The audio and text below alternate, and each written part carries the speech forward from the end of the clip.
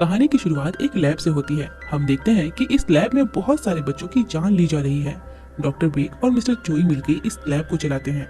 Doctor bake बोलती है कि इन बच्चों के सिर पे गोली मारो, अदरवाइज ये मरेंगे नहीं।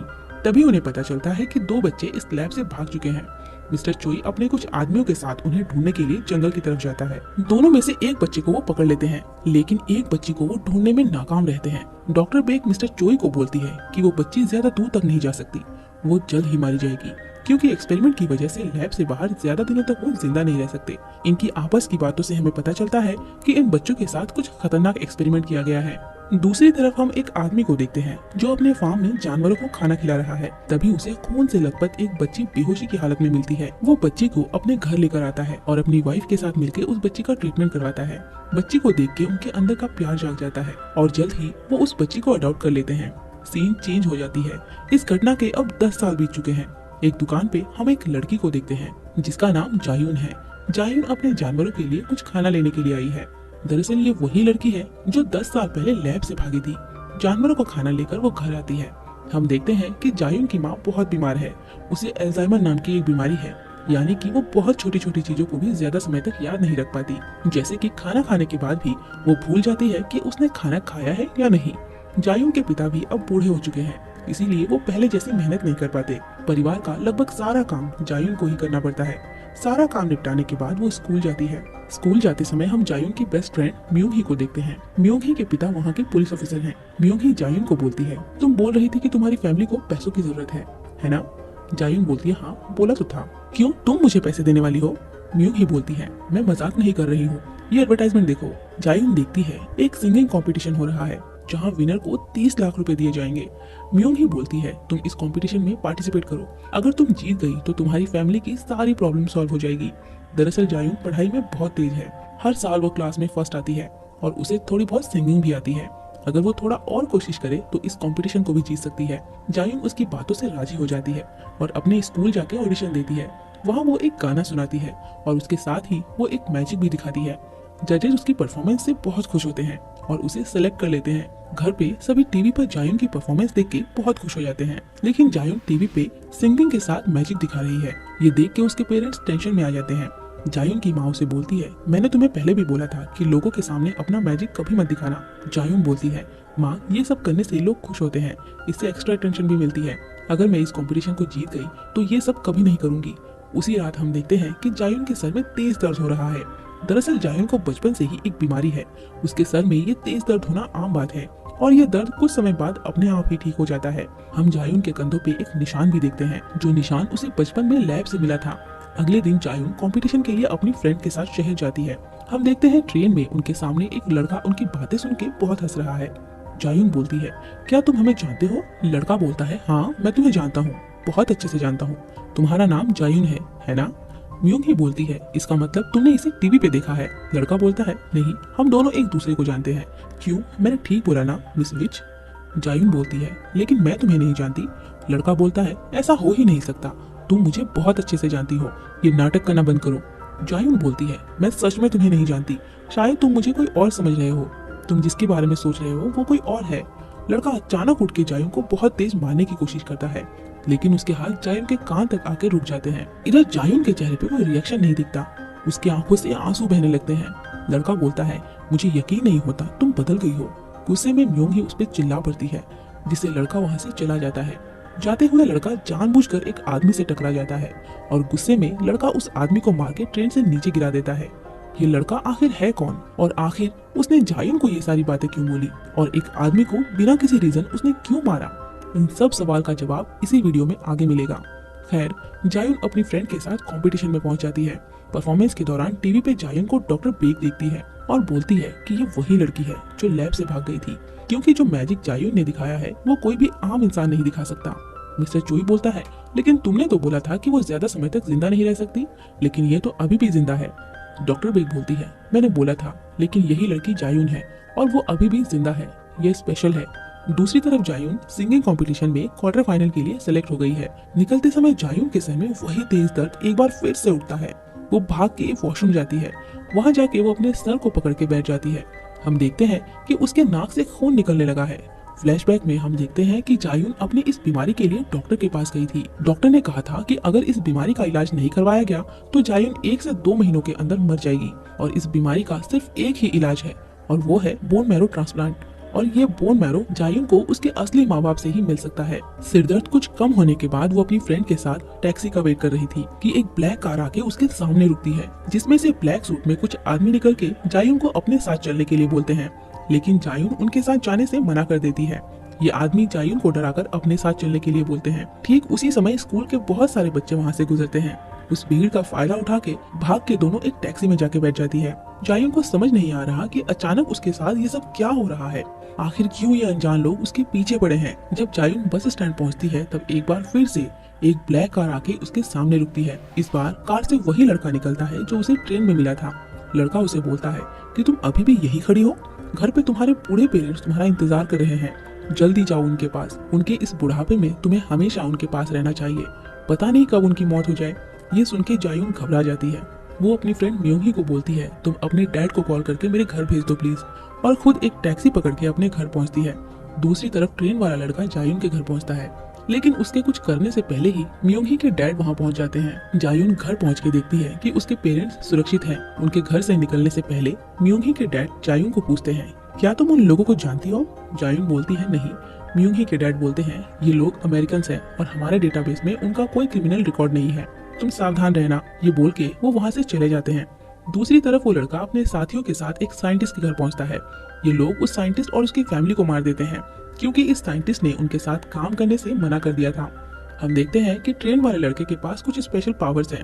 वो किसी भी चीज को बिना छुए कंट्रोल कर सकता है और अपनी इसी पावर का इस्तेमाल करके वो बंदूक को बिना छुए साइंटिस्ट के ड्राइवर पर गोली चला देता है, यानी कि ये लड़का भी एक म्यूटेंट है। हम देखते हैं कि अगले दिन डॉक्टर बेक न्यूज़पेपर पे उस साइंटिस्ट के मौत की खबर पड़ रही है। डॉक्टर बेक मिस्टर चोई को बोलती है, तुम पिछले 20 सालों से एक ही काम कर रहे हो, अब थोड़ी छुट्टी ले लो। मिस्टर चोई बोलता है, मैंने सुना है कि तुम हेडक्वार्टर जा रही हो। डॉक्टर बेक बोलती है, हाँ मैं वहाँ जा रही हूँ, लेकिन तुम कुछ दिनों के लिए कहीं घूम के आओ, खर्चा कंपनी उठाएगी। मिस्टर चोई बोलता है, जो बोलना है साफ साफ बोलो। डॉक्टर बेक बोलती है, हमारा काम अब खत्म हुआ, कंपनी इस प्रोजेक्ट को क्लोज कर रही है। मिस्टर चोई बोलता है, फिर जायून का क्या होगा? डॉक्टर बेक बोलती है, कंपनी ने उसके पीछे बहुत इन्वेस्ट किया है, उसे हम वापस जरूर लाएंगे। मिस्टर चोई बोलता है, जायून एक बिना लगाम की मॉन्स्टर है, तुम उसे कंट्रोल नहीं कर सकती। ये बोल के मिस्टर चोई वहाँ से निकल जाता है। हम देखते हैं कि मिस्टर चोई किसी आदमी से मिलता है। ये आदमी किसी दूसरी रिसर्च कंपनी का सीईओ है। ये आदमी बोलता है, हमारे 2 साइंटिस्ट को मार दिया गया है, क्या इस बिजनेस में कोई नया प्लेयर आया है? मिस्टर चोई बोलता है, 2 महीनों पहले अमेरिका के हेडक्वार्टर से कुछ लोग आए हैं, लेकिन उनके बारे में हमें कोई जानकारी नहीं मिली है। सीईओ बोलता है, तुम्हारा हाथ कैसा है अभी? चोई अपना हाथ दिखाता है। हम देखते हैं कि उसके हाथ में कुछ हुआ है, उसका पूरा हाथ काला पड़ा हुआ है। सीईओ बोलता है, जायून हाथ में आ जाए तो तुम्हारा हाथ भी ठीक हो जाएगा, कैसे भी करके जायून को मार दो और उसका ब्रेन मुझे ला कर दो। चोई अपने आदमियों को जायून को मारने के लिए बोलता है। उसी रात नींद में जायून को एक बार फिर से सर में तेज दर्द उठता है। उसकी आंख खुलती है और उसी समय उसे कुछ आवाजें आती है। उसके बाहर आते ही कुछ लोग उसके सर पे बंदूक तान देते हैं। वो देखती है कि उसकी फ्रेंड म्योंगी के गले पर भी उन्होंने चाकू लगा रखा है। वहाँ वो आदमी आता है जिसने कंपटीशन के बाद ब्लैक कार से उसे अपने साथ चलने के लिए बोला था। जायून बोलती है, मैं वो लड़की नहीं हूँ जिसे आप सोच रहे हैं। वो आदमी बोलता है, तो प्रूफ करो। तभी जायून एक ही पल में सारे आदमियों को मार देती है और उस आदमी को भी बुरी तरह मारते हुए बोलती है, मैं वो लड़की नहीं हूँ जिसे तुम सोच रहे हो। आदमी बोलता है, तुम बोलोगी और मैं मान लूंगा। इसके बाद जायून उस पे भी गोली चला के उसे मार देती है। एक ही पल में जायून ने इतने सारे लोगों को मार दिया। उसे देख के अब म्योंगी को डर लगने लगा है। उसी समय वहाँ वो लड़का आता है जो उन्हें ट्रेन में मिला था। वो बोलता है, देखो अपने आप को, यही हो तुम। जायून बोलती है, तुम कौन हो, क्यों मेरे पीछे पड़े हो? लड़का म्योंगी को पूछता है, अच्छा बताओ, क्या तुम्हें भी लगता है कि तुम्हारी फ्रेंड एक आम लड़की है? म्योंगी बहुत घबराई हुई है, फिर भी वो बोलती है, हाँ मेरी फ्रेंड एक आम लड़की है। लड़का म्योंगी को बोलता है, अच्छा तुम्हारी फ्रेंड घर का सारा काम करती है, अपने फैमिली का ध्यान रखती है, तुम्हारे साथ घूमती फिरती है, और इन सब के बाद भी वो हर साल क्लास में फर्स्ट आती है। क्या तुमने कभी उसे पढ़ते हुए देखा है?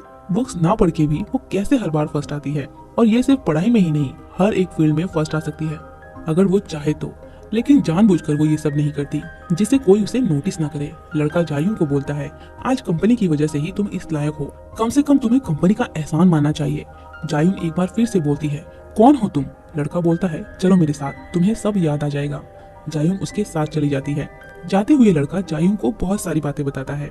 वो उसे बोलता है कि बचपन में तुमने बहुत रिसर्च के बाद उस घर को चुना, क्योंकि उन्होंने अपने बच्चे और नाती पोते को खोया था। तुम्हें पता था कि वो किसी भी तरह तुम्हें अकेला नहीं छोड़ेंगे, वो तुम्हें अडॉप्ट कर लेंगे। इस बीच वो लैब पहुंच जाते हैं। जायुन को एक कमरे में लेकर उसे एक चेयर के साथ लॉक कर दिया जाता है और उसके सर के ऊपर एक मशीन घूमती रहती है। जायुन बोलती है, ये कौन सी जगह है, मुझे आप लोगों ने बंद करके क्यों रखा है? डॉक्टर बेक बोलती है, तुम्हें वापस देख के अच्छा लगा, तुम्हें ढूंढने में हमने 10 साल का वक्त लगाया, मुझे तो लगा था कि तुम मर गई हो। कैसी हो जायुन?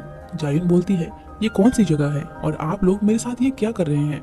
डॉक्टर बेक बोलती है, अरे हाँ, तुम्हें तो कुछ याद ही नहीं होगा, है ना? वो एक भयानक दिन था, तुम्हें बहुत चोट आई थी और काफी जबरदस्त सदमा भी पहुंचा था, इसीलिए तुम ये सब भूल गई हो। ये जेन्युइन है। अब तुम जानबूझकर तो टीवी पर नहीं आई होगी ना कि हम तुम्हें ढूंढ ले? जायुन बोलती है, तुम क्या बोल रही हो, मुझे कुछ समझ नहीं आ रहा, तुम किस दिन की बात कर रही हो? डॉक्टर बेक बोलती है, परेशान मत हो, मैं तुम्हें याद दिलाती हूँ। तभी डॉक्टर बेक का एक आदमी जायुन को एक इंजेक्शन देता है। इसके साथ ही जायुन अपने बचपन का फ्लैशबैक देखती है। वो देखती है कि उसके ही जैसे बहुत सारे बच्चों को एक लैब में बांध के रखा गया है और वहाँ उन पर कई खतरनाक एक्सपेरिमेंट किया जाता था। उन सब में जायुन थी सबसे बेस्ट। डॉक्टर बेक बोलती है, उनके ब्रेन का डीएनए चेंज किया गया है और उनके दिमाग में हिंसा और खून खराबा डाल दिया गया। जिस दिन तुम यहाँ से भागी, तुमने मौत का वो भयानक खेल खेला जो भूलना मुश्किल है। तुम्हारे रास्ते में जो कोई भी आया, तुमने उसे खत्म कर दिया और ऐसे ही मैंने तुम्हें बनाया। तुम्हारे अंदर इतनी शक्ति है जिसके बारे में तुम सोच भी नहीं सकती। हमने सोचा था कि तुम्हारा दिमाग अब तक फट गया होगा, लेकिन तुम अभी भी जिंदा हो क्योंकि तुम स्पेशल हो। उसी समय हम देखते हैं कि जायुन को एक बार फिर से सर में तेज दर्द हो रहा है। डॉक्टर बेक बोलती है, इसका मतलब है कि तुम मरने जा रही हो और मैं एकमात्र ऐसी इंसान हूँ जो तुम्हें मौत के मुंह से बचा सकती है। ये बोलते ही उनका एक आदमी जायुन की गर्दन पे एक इंजेक्शन लगा देता है। डॉक्टर बेक बोलती है, ये डोज सिर्फ 1 महीने के लिए है, हर महीने तुम्हें मेरे पास आना होगा इस डोज को लेने के लिए। साथ ही वो उसे पूछती है, कैसा लग रहा है अब?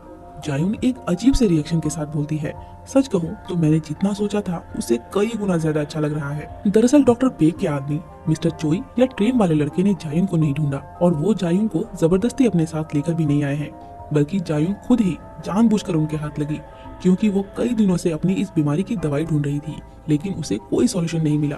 उसे पता था कि सॉल्यूशन डॉक्टर बेक के पास जरूर होगा, क्योंकि उन्होंने ही उसे तैयार किया है। इसीलिए उसने जानबूझकर टीवी पर मैजिक दिखाया ताकि डॉक्टर बेक और उसके आदमी उसे ढूंढ ले। जायुन वहाँ मौजूद डॉक्टर बेक के सारे आदमियों को मार देती है। दूसरी तरफ मिस्टर चोई अपने एजेंट्स के साथ वहाँ पहुँचता है। अब मिस्टर चोई के आदमियों और ट्रेन वाले लड़के के साथियों के बीच एक फाइट शुरू हो जाती है। मिस्टर चोई के आदमी लड़के के साथियों पे अंधाधुंध फायरिंग करते हैं, लेकिन लड़के और उसके साथियों को कुछ भी नहीं होता, क्योंकि जब तक इनके सर में गोली ना मारो तो इन्हें कुछ भी नहीं होता। उसी समय इनमें से ही एक लड़का एक लोहे के दरवाजे को मिस्टर चोई के आदमियों के ऊपर फेंकता है, जिससे वो काफी घायल हो जाते हैं। उधर लड़का डॉक्टर बेक के पास जाता है जायुन को मारने के लिए। उसी समय हमें पता चलता है कि मूवी की शुरुआत में जायुन के साथ भागने वाला बच्चा ही है वो लड़का जो ट्रेन में जायुन को मिला था। दूसरी तरफ जायुन डॉक्टर बेक के पैरों पे गोली मारती है और उससे इंजेक्शन का फॉर्मूला पूछती है, लेकिन डॉक्टर बेक उसे फॉर्मूला देने से इनकार कर देती है। लड़का दरवाजे के पीछे से जायुन को इतनी तेज एक लात मारता है कि सामने दीवार गिर जाती है, लेकिन जायुन और लड़के को इससे एक खरोंच तक नहीं आई। अब मूवी में यह जायुन और लड़के के बीच एक जबरदस्त फाइट सीन दिखाई जाती है। फ्रेंड्स, ये इस मूवी का बेस्ट सीन था। दोनों एक दूसरे पे अंधाधुंध गोलियां चलाते हैं। हम देखते हैं कि जायुन अपने हाथ से गोली रोक देती है और उसका हाथ अपने आप ही हील हो जाता है। जायुन इतनी फास्ट है कि लड़का उसके सामने कमजोर पड़ने लगता है। जायुन बोलती है, तुम पहले भी मुझसे कमजोर थे और आज भी हो। इसी बीच वहाँ मिस्टर चोई आ जाता है। उसे देखते ही डॉक्टर बेक बोलती है, इनमें से किसी को भी नहीं छोड़ना, लेकिन मिस्टर चोई सबसे पहले डॉक्टर बेक को ही मार देता है, क्योंकि मिस्टर चोई ने अब पार्टी बदल दी है। वो अब किसी दूसरी कंपनी के लिए काम करता है। इसके बाद वो जायुन पे भी गोली चलाता है, लेकिन जायुन को कुछ भी नहीं होता। उल्टा एक ही पल में वो मिस्टर चोई को ही मार देती है। इसके बाद जायुन लड़के से पूछती है कि बाकी के इंजेक्शंस कहाँ रखे हुए हैं। इसी बीच लड़के की टीम की एक लड़की जायुन के पीठ पे चाकू मारने ही वाली थी कि जायुन एक ही पल में अपने एक हाथ से उस लड़की का मुंह पकड़ लेती है और उसे मार देती है। इसके बाद जायुन लड़के से एक बार फिर पूछती है कि बाकी के इंजेक्शंस कहाँ रखे हैं। लड़का बोलता है, सारे मेडिसिन हेडक्वार्टर फैसिलिटी में रखे हुए हैं। जायुन उस लैब में रखे कुछ इंजेक्शंस लेकर अपने घर वापस आती है, लेकिन घर आके वो देखती है कि वहाँ बहुत सारे पुलिस ऑफिसर्स हैं, क्योंकि जाने से पहले जायुन ने बहुत लोगों की हत्या की थी। जायुन वहाँ से सीधे हॉस्पिटल जाती है। उसके पिता उसे बोलते हैं कि तुम्हारे बड़े होने के साथ साथ फार्म के बहुत सारे जानवर मरते गए। हमें पता था कि तुम एक विच हो, लेकिन इसके बाद भी हमने तुम्हें बहुत प्यार से पाला, तुम्हारे अंदर संस्कार डाले, क्योंकि तुम्हारी माँ ने सोचा था कि तुम्हें इस तरह से पालने से शायद तुम किसी का नुकसान नहीं करोगी, तुम एक अच्छे इंसान बनोगी, एक नॉर्मल इंसान बनोगी। जायुन 2 इंजेक्शन अपने लिए रख के बाकी अपनी माँ के लिए छोड़ देती है, क्योंकि उसकी माँ को भी दिमाग की ही प्रॉब्लम है। इस मेडिसिन के इस्तेमाल से उसकी माँ ठीक हो जाएगी। इंजेक्शन वहाँ रख के जायुन वहाँ से निकल जाती है। जाने से पहले अपने डैड से वो बोलती है कि मैं जल्द ही वापस आऊंगी। बाहर से वो अपनी फ्रेंड को भी बाय बोल के वहाँ से चली जाती है। इस घटना के अब 3 महीने बीत चुके हैं। हम डॉक्टर बेक की जुड़वा बहन को देखते हैं, जो कि एक साइंटिस्ट है, और उनके सामने बैठी है जायुन। उनसे अपनी असली माँ के बारे में पूछ रही है, जिससे कि वो अपनी इस बीमारी का परमानेंट ट्रीटमेंट करवा सके।